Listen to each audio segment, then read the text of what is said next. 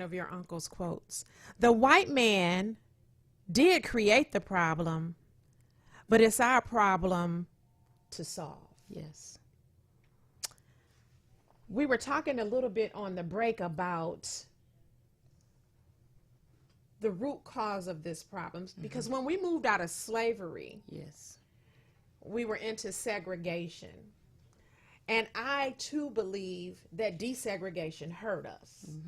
It wasn't for our good. It was by design, and it hurt us. It broke up that sense of community that we had, because we had everything in our community, and that fear factor gets in. You know, in 1926 Tulsa, Oklahoma, when they blew up Black Wall Street. So anytime we would try to build, something would happen. The FBI got in, broke down the movement with your uncle, broke up Black Wall Street. Desegregation hurt us. Yes. And we're still divided in a lot of ways. And like I said, I read that Facebook post and I believe it. If the mothers and fathers, a lot of them know what their kids are doing. They know that they're trying to secure the bag the wrong way. They know that they have these firearms, some in their house. The dope is in their house or whatever. If every parent, I don't care how old your kid is, if you go out and get your son off the street corner with the dope, go out and take the guns from your son, go get your daughter off the stripper pole or whatever, be a parent. Yes. We can stop a lot of the problems. We can stop a lot of the problems. Be a parent. Yes. Oh, freedom. Oh, freedom. Oh, freedom over me. And before I'll be a slave, I'll be buried in my grave and go home to my Lord and be free. I tell you the cotton picking truth. Right. We still living on plantations. And let me tell you one of them, religion. That's one of the biggest divide and conquer. Because in the Willie Lynch letter, it said, remember the size of the plantation and the status of the plantation. That's the church. Right, right. Yeah. Religion.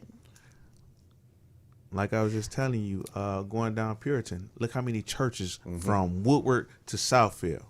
And then, every day of the week, if you go in the neighborhood on this one particular block, let's take a particular block and look at it like this.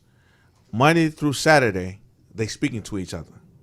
Come Sunday, you got a neighbor that's Muslim, a neighbor that's Jehovah's Witness, a neighbor that's Christian, a neighbor that's Baptist. Come Sunday, they're not speaking to each other. Form a division. You know, divide and conquer. You know, and then we got to understand what we put in our bodies, toxic, no matter it be through what we read, what we see, what we taste, what we smell, it's toxic. If we seeing slave actions and we put it in our mind, that's toxic.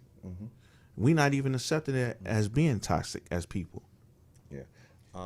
The worst thing that happened to Christianity is when it became a religion. Say that again.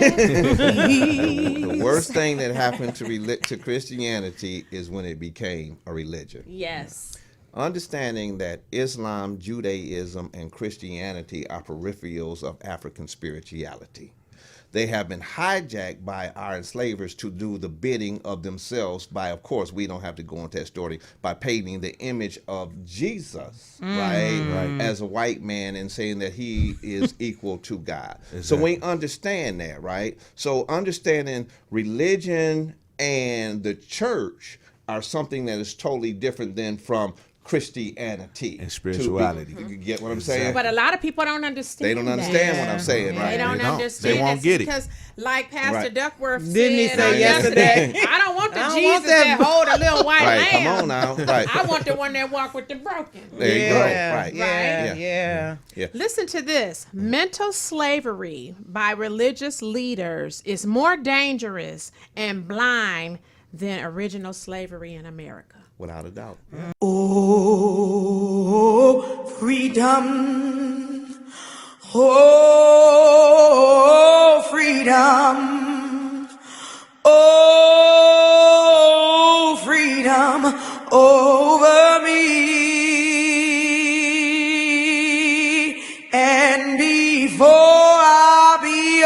slave.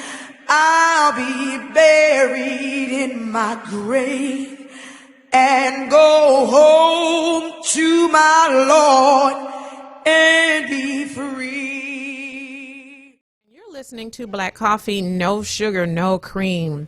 Tonight we're bringing it to you real black and strong because I have a brother in the studio with me, Mr. Aaron Salter. Aaron did 15 years in prison for a crime that he did not commit. The prosecutor that actually put me in prison was Mayor Mike Duggan, and Kim Worthy took over after him, and she the one who got me out of prison with the Conviction Integrity Unit. Okay, thank you. So we're going to go on a journey with him, but before we go on the journey with him, I just want you to know that this brother is just so mild-mannered, and those that you know me personally, you know my energy is very high-strung. It takes a short fuse for me, and I can just go all the way on 10, but after meeting him and hearing his story or whatever, it even calmed my nature a little bit to let me know nothing is that serious. Nothing is that serious to shift your energy to that degree, because he did 15 years. Oh.